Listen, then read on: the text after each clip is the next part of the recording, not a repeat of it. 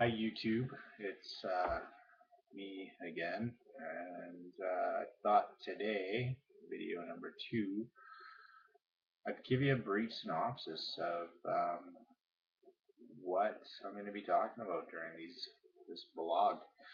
Um, I'm basically going to start, with the adoption and me being a baby.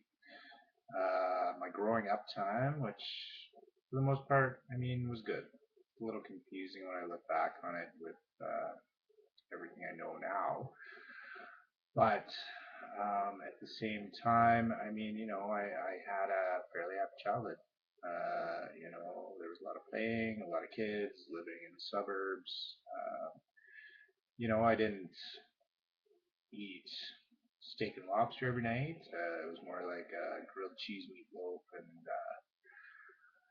hot dogs kind of family. But at the same token, I ate, and I didn't usually go hungry for the most part, and whatever. I guess it was a normal childhood, as much as childhood can be normal in this day and age. But I mean, again, I know not everyone's gonna have the background, but you know, I was molested by a friend, and I took that to mean I was accepted.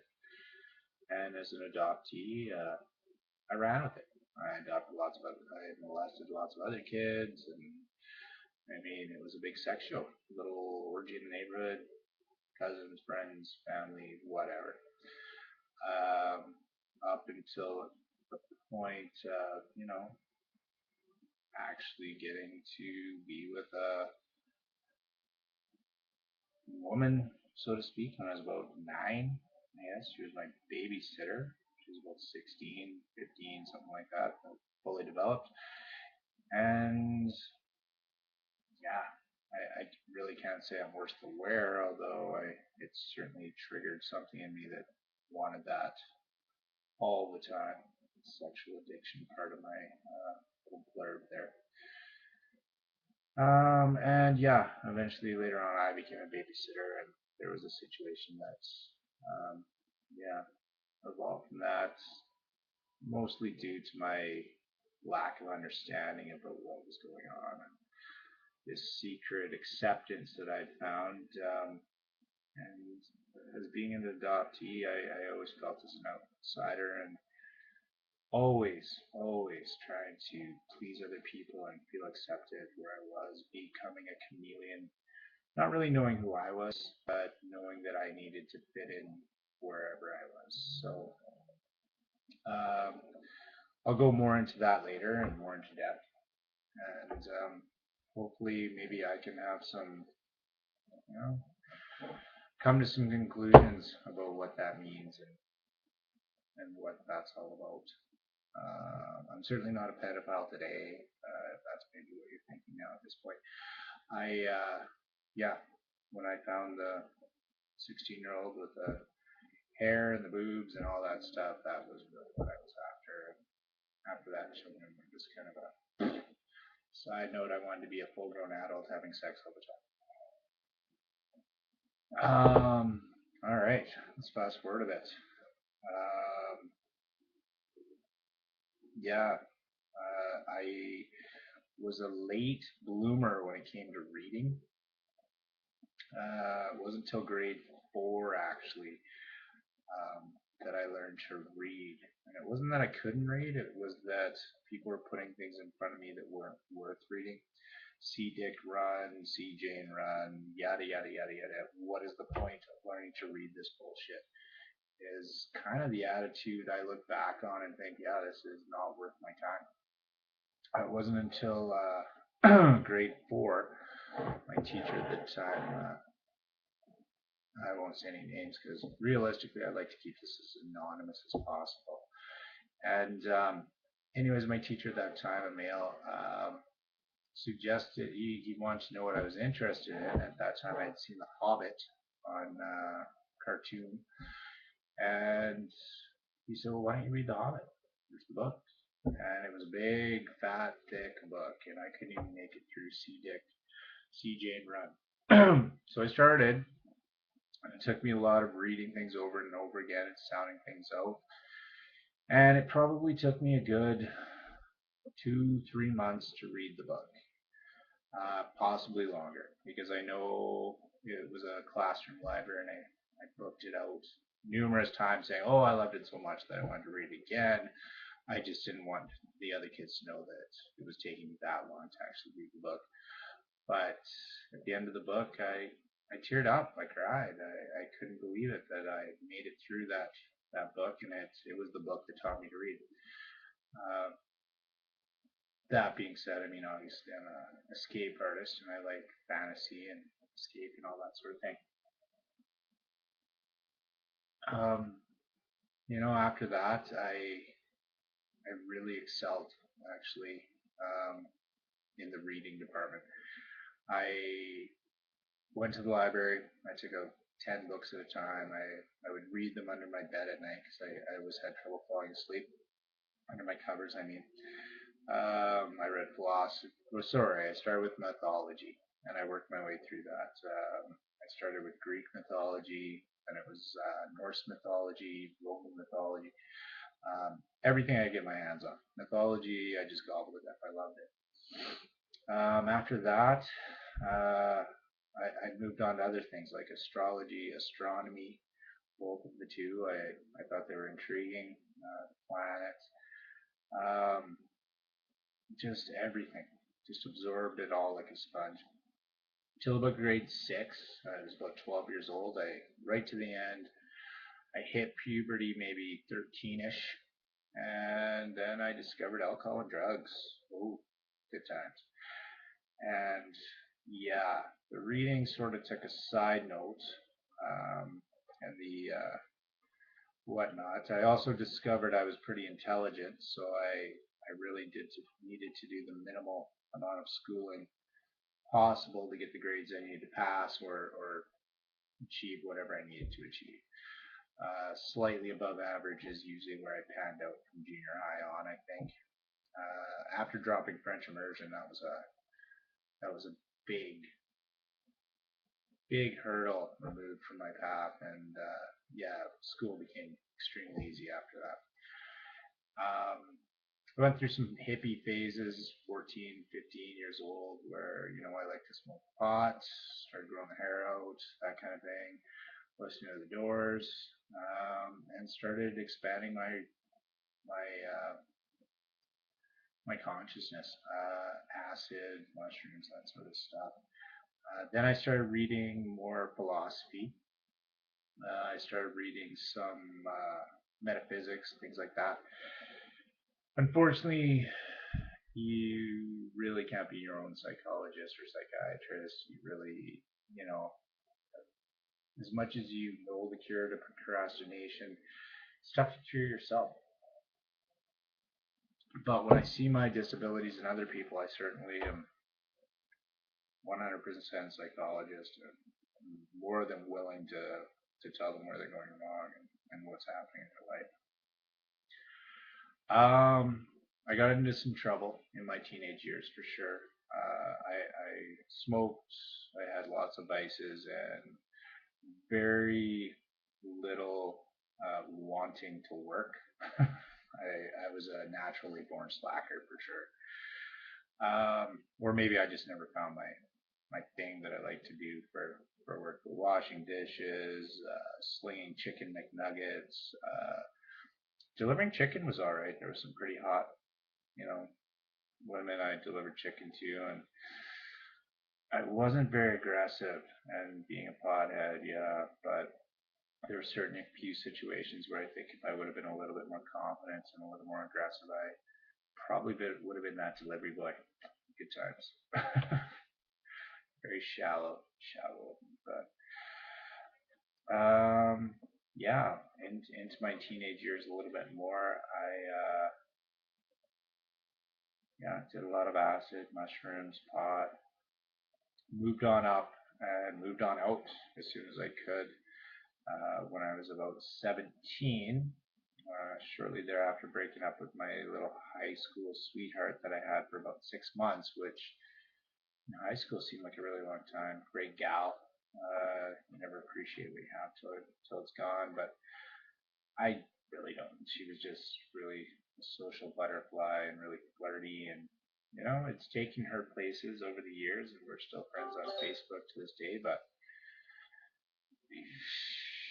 yeah, when we broke up, I thought it was the end of the world, but I moved on. I was selling some weed and stuff when I was a teenager, and had some debts to collect in a small town, Alberta, and so I went out to do that and met the new love of my life. Yeah, had I known how that would turn out, I probably would have left it alone. Anyways, she was the first girl I dated that, well, dated, whatever. I moved right in with her, and we were sleeping together 3 times a day. That sort of thing. It was kind of trashy and hillbilly-ish, but it was a small town with a lot of country bars. Oh, by the way, I'm only wearing this cowboy hat to somewhat disguise myself a bit because, and no one's ever seen me wear a cowboy hat before. Anywho, dated this girl for about 3-4 months, got her pregnant, had a kid. Yeah, it was just not a good idea, but we drank a lot, we partied a lot, we blacked out a lot. It was one of those scenarios. I'm going to fast forward quickly just to give you an idea of where we're going with all of this. It's not just there's going to be a point, there's an evolution to all of this as well.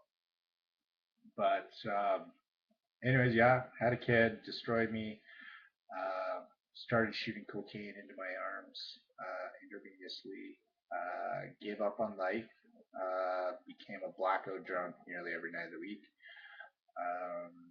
Yeah, bed pisser because so drunk. Then moved on to finding a job where I could actually work, pay my child support, and survive after legislation went through that kind of allowed that. That a judge shouldn't just look at me and go, "You're a dick, and I think your girlfriend's pretty, and I'm going to give her a shitload of money that can't afford to pay." Sounds like a cop out, but yeah, half my income was more than I could afford to pay when I was a young deadbeat. Well, slacker. I mean, they just didn't pay back when I was a father. Fast forward, dated a drug dealer. Yeah, she was quite abusive. There was some break and enters. She was my first finger rape. That she actually raped me with her finger when I was passed out. She gave me as a gift more acid than I thought I ever had. Had a quite a wild night. Forgot who I was. Tried to jump out of a moving car. Nearly died. Had amnesia for a long time. Changed my view of things. Moved to Calgary. Met a hooker who took care of me while I was trying to become a drug dealer. A bag full of angel dust and a sheet full of acid. Then we went on to coming back after the nervous breakdown, got being catatonic for a while, meeting the devil, finding God in all of that, because if you find the devil, obviously you know that, well, there is a God. And you can start praying to him, because the place I was at was pretty scary. After that, there was a lot of recovery time, trying to get back on track, went to university for a little while. Lived in a penthouse. That was kind of fun. And from there, yeah, just kind of my 20s was a nonstop shit show that, yeah, it was pretty rough. A lot of unprotected sex, a lot of drinking, a lot of drugs. Went through a little bit of a club phase, drug phase, whatever. There were some men involved. There was some women involved. There was all kinds of weird people about. We'll get more into detail on that. Then I managed to be a nice girl, actually, that I thought was a nice girl. Anywho, that was when I started waiting tables. and I was with her for about 4 years. Made me feel on top of the world, really knew how to boost my confidence, just knew how to form me, take me as a piece of putty and form me into what she needed me to be and what I wanted to be. And successful, nearly had my own restaurant and possibly a restaurant chain, but gave it up to stay with her. And then later on, finding out she was a prostitute. And I'm not just saying that out of spite. She was a high-priced prostitute, and yes, that was the start of the big nervous breakdown. About 28 years old, and wow, that was a long year of my life from the time I found out she was a prostitute to trying to work it out with her, trying to adjust my own psyche to still be with her. And yeah, putting her dad and brother in the hospital for what they did and their contributions when she was young to becoming a prostitute. Um, it's tied up with a lot of things, and pedophilia in Canada and Alberta. There's a lot to it, and a young guy who loves a woman and puts her fucking pedophile who raped her, turned her into a prostitute, putting that guy in the hospital. They really went after me hard and wanted me in jail for 2.5 years. I eventually, during my nervous breakdown after putting him in the hospital, spent some time in jail. There was some drugs involved for sure. Like I needed them to cope with what I was dealing with. I mean, it was full on family incest, and it was confusing. It was hurtful. It really sent me for a loop, and I had a hard time dealing with it without a strong family foundation. For the simple fact, I never had my family. Right after, well, after and during, I went through the process of meeting my birth family during that nervous breakdown, which was really a bad idea, but I knew I was tumbling down a rabbit hole I needed to hit bottom on. And yeah, I figured why not throw that on the fucking fire too. Let's meet my birth family at the same time. Let's get it all out of the way, because I had a feeling it was going to be something that was going to be extremely traumatic. And you know what? I had been through enough. I had been through so much already, and I figured, hey, maybe these people will come to my aid and help me. And although my mother did not, my father did. And kudos to him. I met him, his wife, and his children, and my half siblings. And his wife was fantastic. He was fantastic. My siblings were awesome.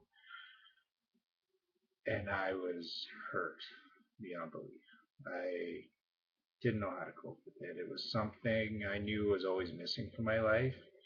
And when I finally had it, I had a hard time, and the bitterness came. The bitterness that I had been robbed of that my entire life. And this is what we're going to talk about, these things. I mean, there's so much more. This is only up until 28. There is parts about it where my father's wife and I developed a sort of bond. And yeah, it is what it is. I read about it. And yeah, of course, she's seeing me as my father, but what, 16, 17 years younger? Someone who's still in touch with their emotions, their feelings, and very, very in touch with my emotions and feelings at that time because of the nervous breakdown and what I'd just gone through with my wife slash whatever high priced prostitute. That, yeah. I think that's enough for tonight, and I think I'll take off and finish the synopsis from there. But I mean, there after that, there's another 10 years worth of material to go through, and certainly there's no lack of drama, excitement, hurdles, bullshit. Um, and don't get me wrong, this is not a sob story. I know I've contributed as well to my own demise and to my own sorrow, my own discontent. But I need people to know that adoption it's not an option. It's an option only, it's a last option. It can't be this bullshit thing that people try and pass off as, oh, well, let's look at our options. I got pregnant.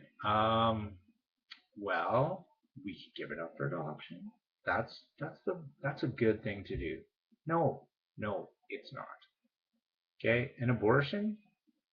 If you want to be selfless, go have a fucking abortion.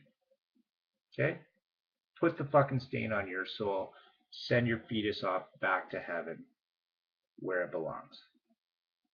Give it a fucking chance.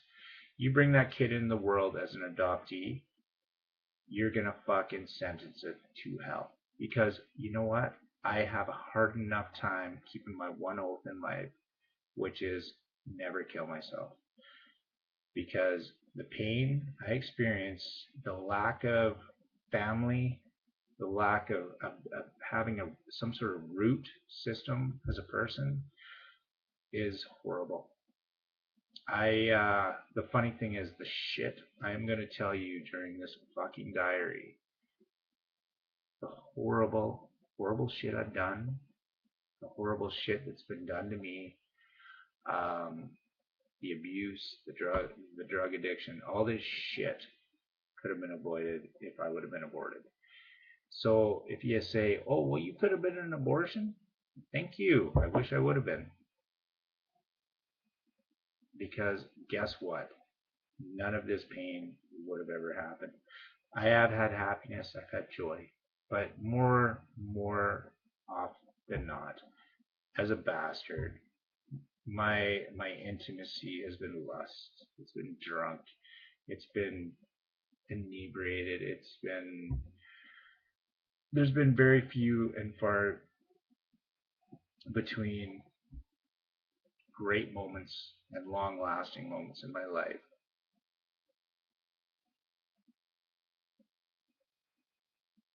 than there has been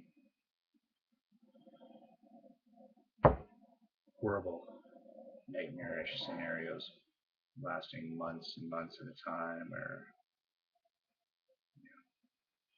so I hope eventually this video can reach out to other adoptees, to other people. Um, and I haven't even got into the truther stuff yet. This is just the adoption of my life. But I mean, it all ties in. In the end, why would you want a bunch of fucking bastard children spread out among different families? You're breaking down the family unit. You're sending people out there. We are doing the job for you because I know I caused a lot of stress for my adopted family. They are bad people by any means, but they certainly weren't great people. I mean, they fucking smoked and drank in the house. I mean, what sort of example does that set? Smoking in the house. I lived in Sherwood Park, right next to a refinery. My lungs are garbage. And not to mention, I think smoking, yeah, that's normal. So what did I do when I was 13? I started smoking. I know a lot of other 13s probably started smoking because they had regular parents and, Christian or whatever. But at the same time, I'm talking about statistics here. And statistically speaking, an adoptee might as well be a black kid growing up in the ghetto. That's the chance we have. I love it how they throw the stats out there about children raised without their father, what the fuck am I? I was raised without my father and my mother. I was raised by guardians. Just because you retitle them mother and father does not make it so. And that's the truth we need to get out there. And that's the truth I'm trying to get to here. And unfortunately, this isn't something you can talk about with your family and your friends because they have a personal stake in it, as do I, but they don't know how I feel. They're on the other side of the fence. I'm all by myself, but I'm not. And that's why I'm throwing this out there, and I hope you find me, folks. Comments, whatever. If you have questions, let's get the conversation going. I'm just lathering on as it is right now. Have yourselves a great night, YouTube, and thanks for listening.